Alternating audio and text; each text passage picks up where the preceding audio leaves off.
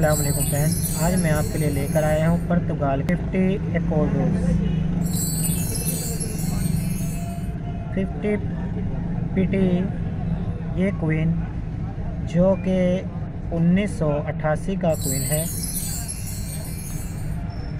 1988 का ये क्वीन है 50 एकोर्डोस रिपब्लिका पुर्तगालसा लिखा हुआ है इसके ऊपर।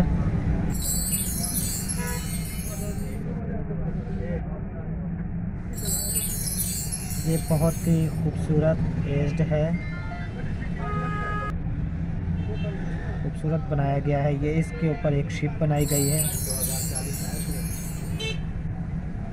नीचे फिश दिखाई गई हैं। ये मछलियाँ आप देख सकते हैं, 4 मछलियाँ दिखाई गई हैं। साइडों पर ये लहरें बनाई गई हैं पानी की, जो ऊपर नीचे साइडों पर सब जगह नज़र आ रही हैं। 1986 से लेकर 2001 तक चलाए गए हैं। इसका वज़न 9.41 ग्राम है, जबकि इसका जो डायामीटर है ये 31 मिलीमीटर है। और जो इसकी टेकनेस है, ये जो आप गरारीदार टेकनेस इसकी देख रहे हैं, ये 1.65 मिलीमीटर है। ये गोल शेप का क्वीन है, जिसकी मार्केट वैल्यू इस वक्त तकरीबन $60 के करीब है,